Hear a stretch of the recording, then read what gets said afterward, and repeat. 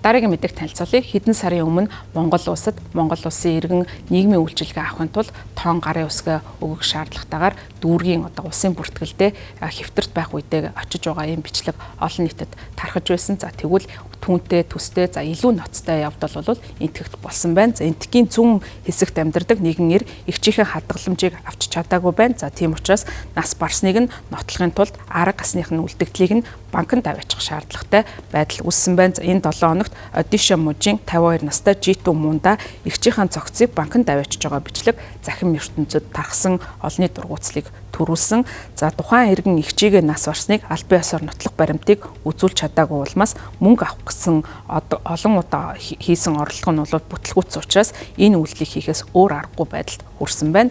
Эмэгтэй цогцыг банкнд авчрахын тулд ухаж гаргасан гэж цагдаагийнхан мэдгдсэн.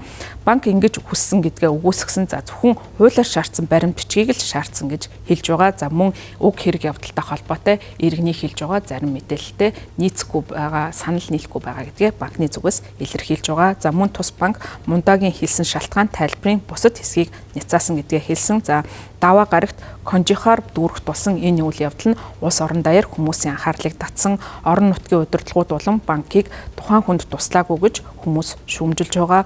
Одишо мужийн орлого цайз Сүрэш Пужари энэ хэрэг явдлыг мөрдөн байцаалтын шатанд явж байгаа гэж хэлээд салбарын менежерийн үйлдвэрлэлтэй холбоотойгоор түүнд арга хэмжээ авна гэж мэдгдсэн. Конжихоор дүүргийн захиргаа мөн маш их санаа зовж байгаа гэдгийг илэрхийлээд хүний эрх нэр төрийг хамгаалах нь нэн тэргүүний зорилт гэж мэдгдсэн.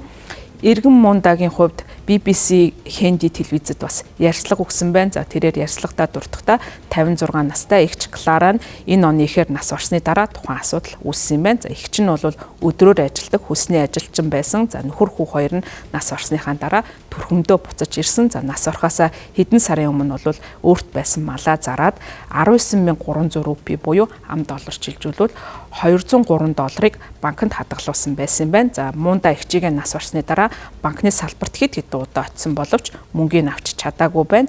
Банкны менежер намайг сонсгоос татгалцсан нотлох баримт нэгсээр байсан. За үүнд нь бол би бухимдсан. За тиймээс эгчигээ нас орсныг харуулахын тулд арга авсыг нь авчирсан гэж хэлсэн байна.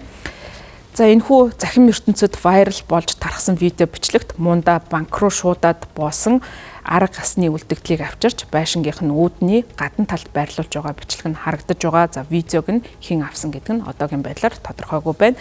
За энэ явдал бол шуугаан тарьсны дараа олон хүн нас барсны дараа хэн нэгний хадгаламжийг залгамжилж авахын тулд ямар хүнд суртал саад бэрхшээл тулгардаг вэ гэдгийг энэ байдал илэрхий харуулсан хэрэг боллоо гэдгийг хэлсэн байна. За үүнд нь бол хүмүүс маш их бухимдаж байгаа юм байна. За ялангуяа өв залгамжлагчаа нэрлээгүй тохиолдолд үүссэн хүндрэлийг ярьж бухимдлаа илэрхийлж байгаа. Мөн олон нийт хөдөө орон нутагт банкны үйлчилгээ авахд ямар хүндрэлтэй байдгийг энэ асуудал илэрхийлж байгаа гэдэгт мөн бухимдалтай байгаа юм.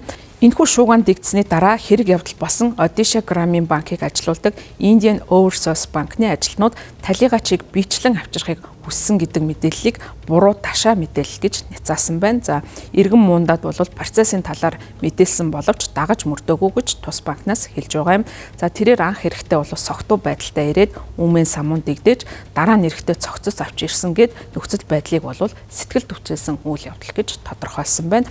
Банкны салбарын менежер Гушант Куманы Сити BBC Хинди телевизэд өгсөн ярилцлагада Мунда анх эгчийгээ саажилтаа банкнд очиж чадахгүй гэж хэлсэн. За ажилтнууд бол тухайн үед нь гэрт нь очихыг санал тавьсан. За дараа нь бол иргэн бол эгчийгээ нас орсон гэж хэлсэн. За мөн тухайн банкны салбарын менежер хэлж байгаагаар Мундагийн ярьсан зарим зүйлийг бол үгүйсгэж байгаа юм. За сүүлийн 2 сарын хугацаанд бол тухайн хүний хувьд салбарт ирээгүй хууль ёсны бусад өв залгамжлагч нь мөнгийг хэмжилж ирсэн учраас албан тушаалтнууд шаардлагатай баримт бичгийг шаардлагаас өөр аргагүй байдал хүрсэн гэж тайлбарлаж байгаа. Цагдаа болон орон нутгийн албан тушаалтнууд хожим энэ хэргийг бол оролцсон шалгасан байна. За Мундаг бол цогцыг оршуулгын газарт буцааж өгөхийг ятгсан. За түүний хүсэлтийг шийдвэрлэнэ гэсэн амлалт өгсөн байна.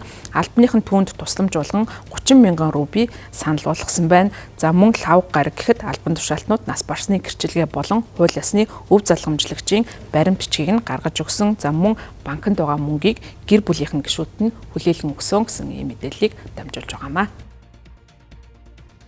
Баярлалаа та бүхэнд гадаад мэдээ танилцууллаа.